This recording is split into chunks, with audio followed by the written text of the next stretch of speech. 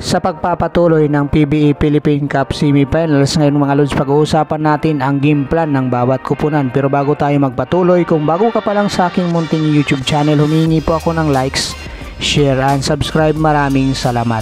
So unahin natin itong report ng Inquirer.net ni Sir Jonas Tirado. Ayun dito mga lods, team ko needs time figuring out Meralco's game plan. So nanalo nga ang Barangay Ginebra 92-88 sa game 1 versus dito sa Meralco Balls. Ngunit dito nga mga lods, ang nakasanayan na kaharap nga nitong si Coach Timcon ay itong si Coach Norman Black, which is naipanalo nga niya lahat ng kanilang paghaharap. Ngunit dito nga mga lods, itong si Coach Luigi Trelio kasama itong consultant ng Meralco Balls na si Coach Ninad Vucevic. Ito nga mga lods ang nagiging problema at palaisipan ngayon kay Coach Timcon, ang magiging adjustment nitong Meralco Balls dito sa susunod nilang mga laban. Dahil itong PBA Philippine Cup Semifinals ay Game 7 nga ito mga lods, 7 laban nga, kailangan 4 nga makuha ng panalo para makapasok sa PBA Philippine Cup Finals. At ito nga mga lods, kapansin-pansin natin dito na maaga nga ginamit ni Coach Timcon ang kanyang twin tower. Ito nga ay si Christian Hardiner at saka itong si Japet Aguilar, which is nakita naman natin mga lods, medyo nakapag-adjust agad itong Meralco Balls dito sa twin tower ni Coach Timcon. At maganda na nga lang dito ay maganda yung ipinakita ng kanilang rookie na si Ralpco at itong veterano nilang si Stanley Pringle, kung saan nga mga lods itong si Stanley Pringle ay umiscore nga ito ng big 22 points dito sa kanilang unang panalo sa kanilang best of 7 PBA semifinals. At itong si Ralpco naman mga lods ay umiscore ng 18 points. At alam natin dito mga lods, nakapansin-pansin natin na very physical nga ang naging labanan ng bawat kupunan. Mandon yung mga banggaan at saka asaran. Kung papansin natin dito nga mga lods, itong si Cliff Hodge at saka itong si Onwo Berry ay nagkainitan nga dito sa laban na ito.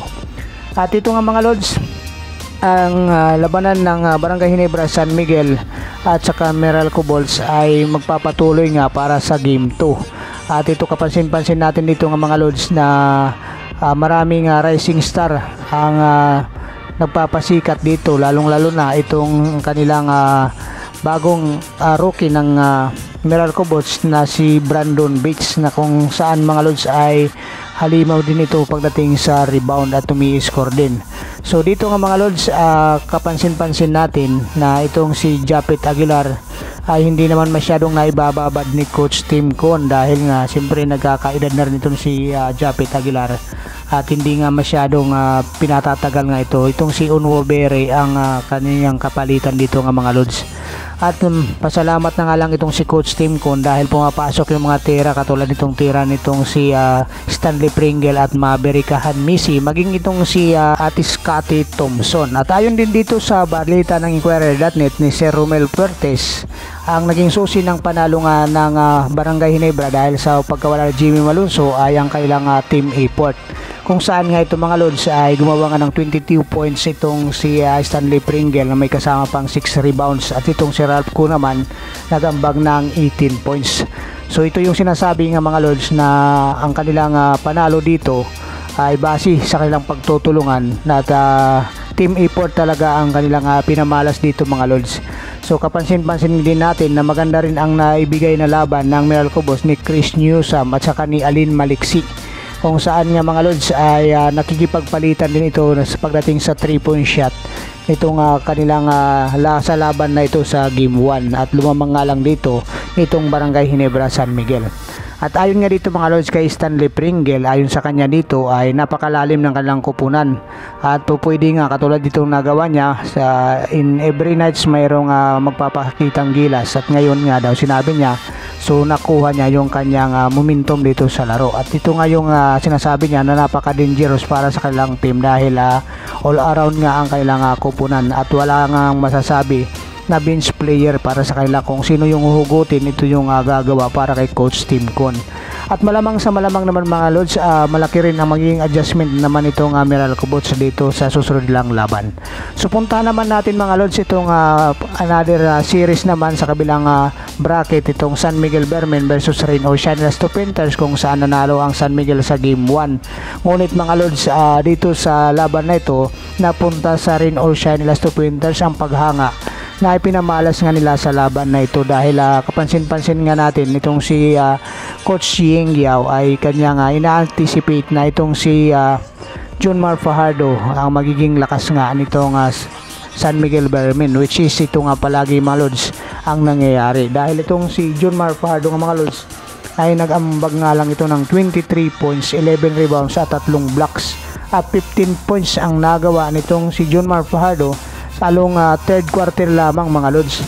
Ganun katindi itong pinamalas ni Junmar Fajardo para dito sa San Miguel Bearmen sa kanilang unang panalo.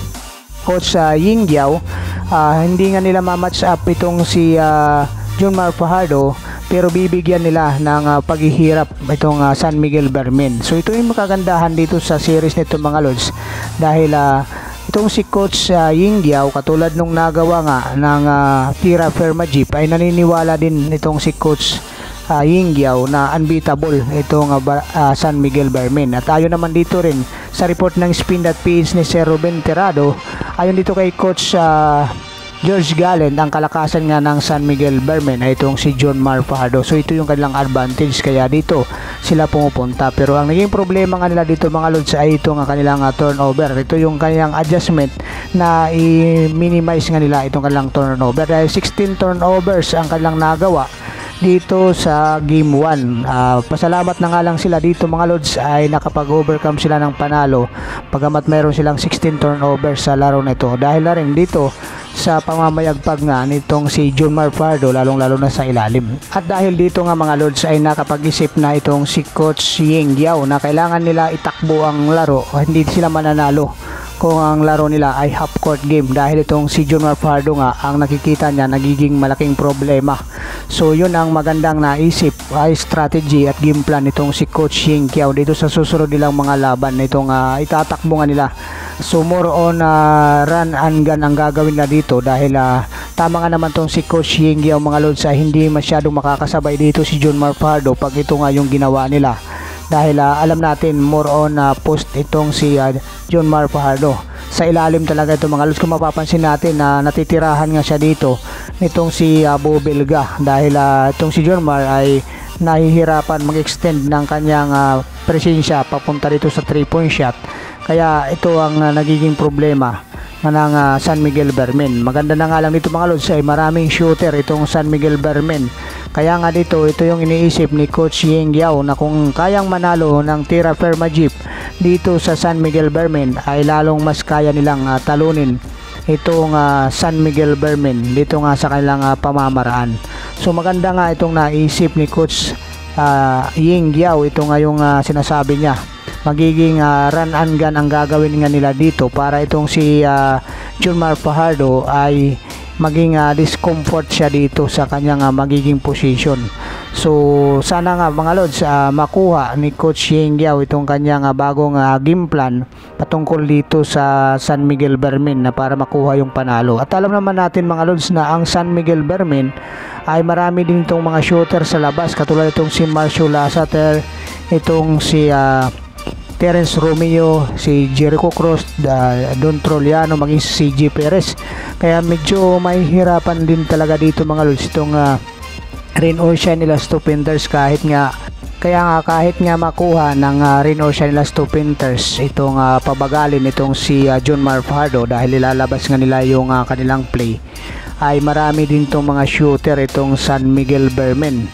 Kaya dito nga mga lods ay matinding adjustment din ang gagawin itong si Coach Ying Yao pagdating naman dito sa mga perimeter shot ng San Miguel Bearmen, dahil alam natin na almost lahat dito mga lods ay tumitira nga sa 3-point shot. Maging itong si Junmar Fajardo, alam natin tumitira ito sa 3-point shot, pero pagdating sa depensa nga mga lods, maganda yung naisip nitong si Coach Ying Yao. So maraming salamat mga lods.